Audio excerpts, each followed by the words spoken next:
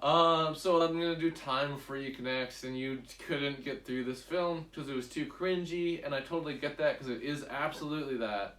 But that's sort of the point of it. But I like this movie. But I totally, there's points that it was like, come on, fuck this guy's a fucking idiot. I was literally yelling at my computer while watching this film. So I get it. How far did you get into it though? I mean, if you I may ask. She was. He just told her he loved her, and then I was like, yeah, okay, I don't think I can do this. And then she went and grabbed the ukulele, and then he was like giving her a spiel about it, and I'm like, oh god. Yeah, that's pretty early in the film. Yeah, I was like, I can't. Okay, so I'll talk about the basic premise of this film. Time Freak is what it's called, and apparently it also has an alternate title, Time After Time, because Netflix does this sometimes, where it'll have the poster, and it'll say it's Time Freak on the poster, but then when you click the actual title, it'll say Time After Time. That's what it did for this one. So that I've seen that with other movies too, where it has the alternate title for Netflix. So I think that's kind of stupid. It's like, figure it out. Come on, guys. But anyway.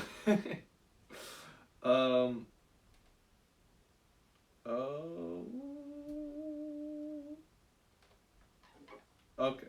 So, Time Freak. Can this dry erase marker work well enough? I think we're just gonna barely get it.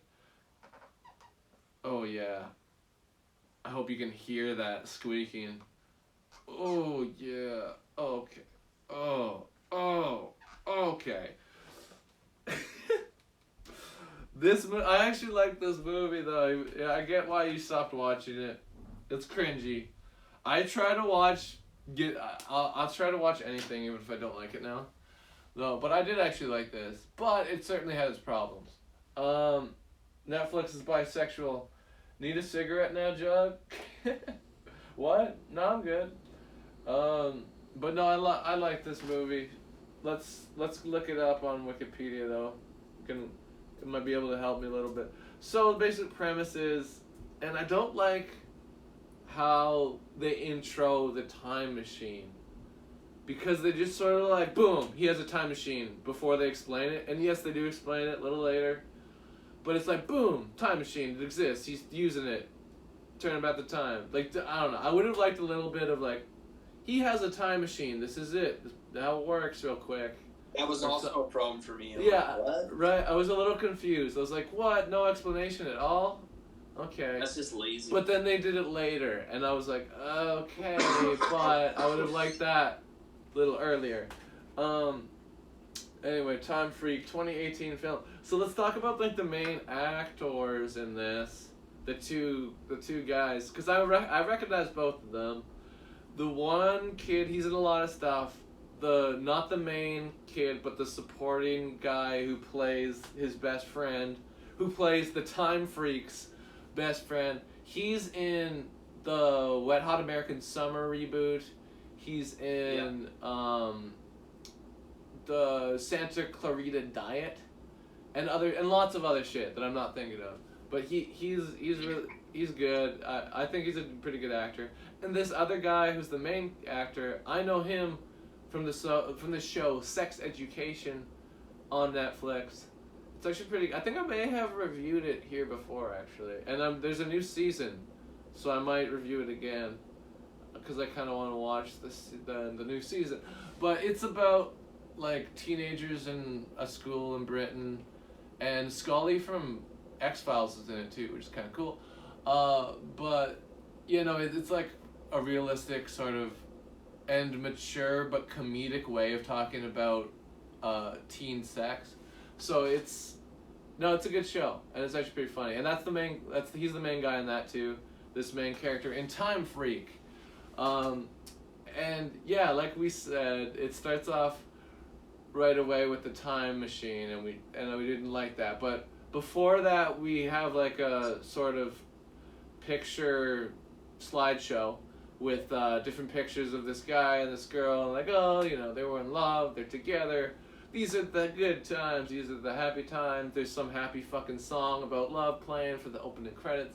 And then boom, we start the movie, and we start it with this girl breaking up with this guy, with the time freak, and that's what this whole plot of the movie is he has gotten broken up with, and he's trying to stop that by going back in time and fix these certain situations that he think caused the breakup.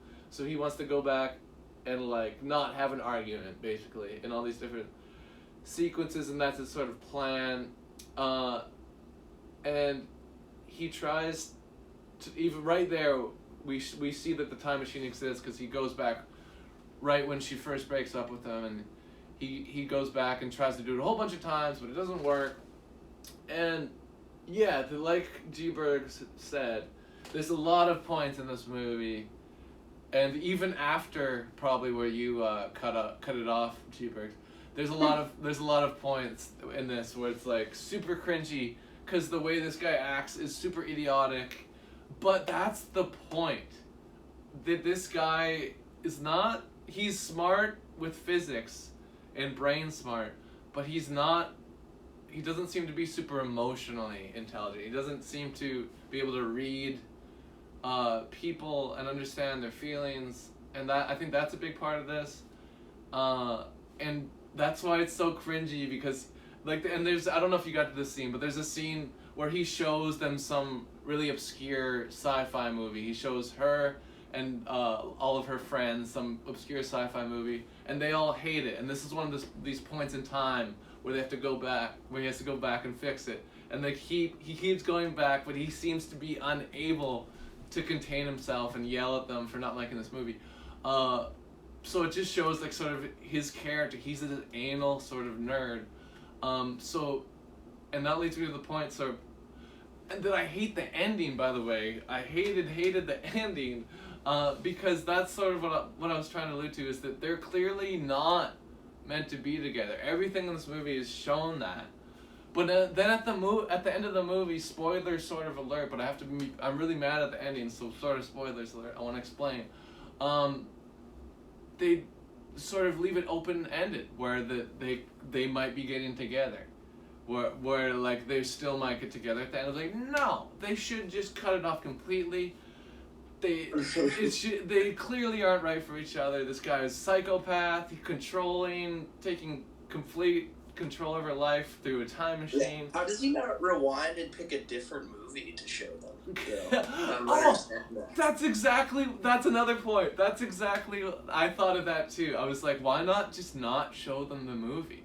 Yeah, I completely agree. There's a few things like that. I actually know about this other movie. It's super funny and dumb. It's called MacGruber. Let's all have a good time. Yes, if they watched MacGruber, it would have been a better time for everybody involved, I think, for sure. Boo! What are you booing at? Color Eclipse Art, thank you for lurking. I appreciate. Why are you booing? You better not be booing Color Eclipse Art, because we like Color Eclipse Art here.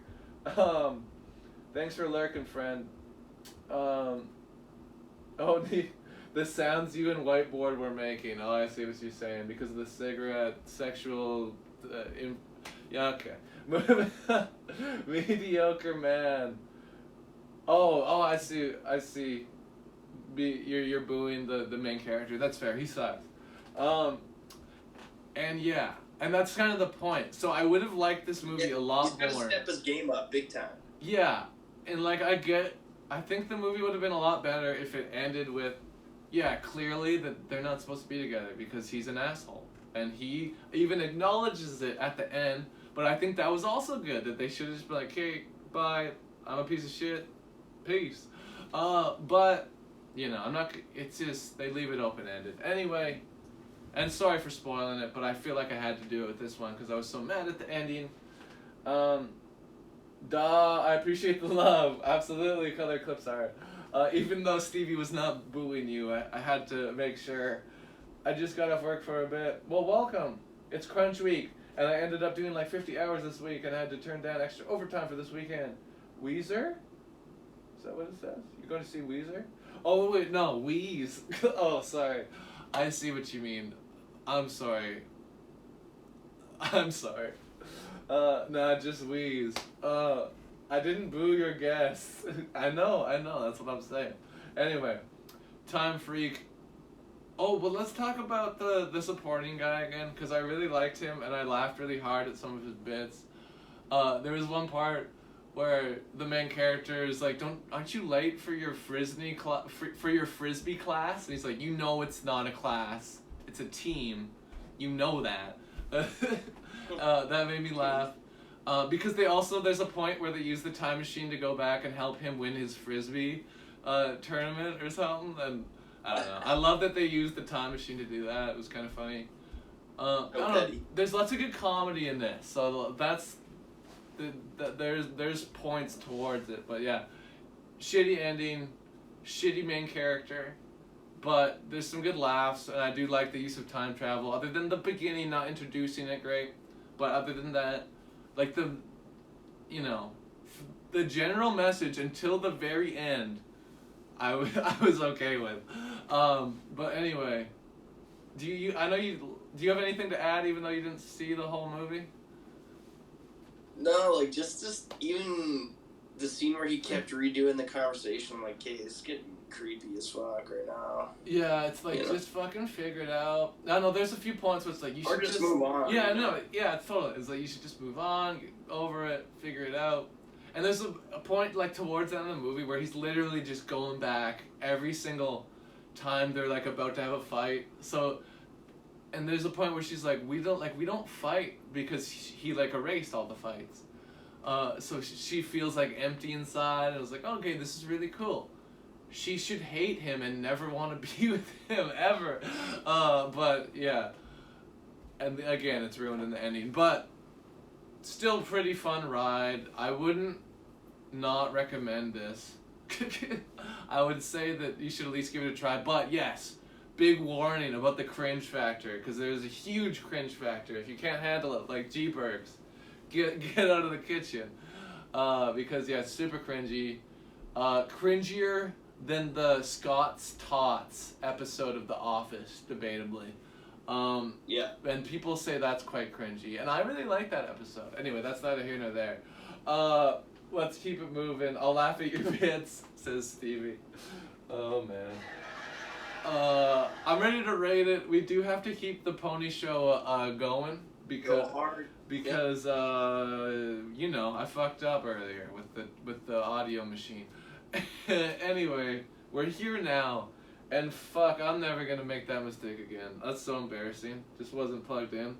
So nutty. Anyway, I kind of like this. G-Bergs, you can rate it even though you didn't watch the full thing, but I feel like it'll be really low, but you can if you want. Yeah, the parts I watched, I'd give like a 2 out of 10. Yeah, that's the thing. You didn't watch the whole movie, so it's hard to give a fair rating, but anyway, I'm gonna give it... Best scene was with the co-actor there. Yeah, he's super funny, and like he keeps the jokes flowing throughout the film. He's even Sophie Turner. I thought she was cringy at the beginning, like being a waitress and stuff. It was like clunky and weird and. But that's kind of the point, because she was supposed to be bad at her job, and that's why she was like getting fired, I think. Right, but she would have got fired the first night doing that kind. No, because she was like friends with the person. Yeah. It's just believable enough. It's a stretch. It's just believable enough, I think. Anyway, I'm gonna give it a rating. I'm gonna give it straight up 7. That's how I feel about it. I actually liked it. Not perfect. The ending kind of sucked, but it was still kind of fun. Straight 7. Jesus, dog. You didn't like the end. You didn't like the beginning. You didn't like the middle. But I like the comedy, and I did like the general concept, and remember that the ending is just a small part of the movie. I liked the ride. I did enjoy the ride. Okay. 7 out of 10. But yes, you know what? Maybe let's take it down just a little bit to 6.5. But honestly, I could have easily given that one a 5. But honestly, it's close. It's really close. I'm gonna say 6.5 actually. The more I think about it. But and this Dry Erase marker sucks, but that's close enough. Here we go. 6.5. Yeah, we just switched it. We flipped the script.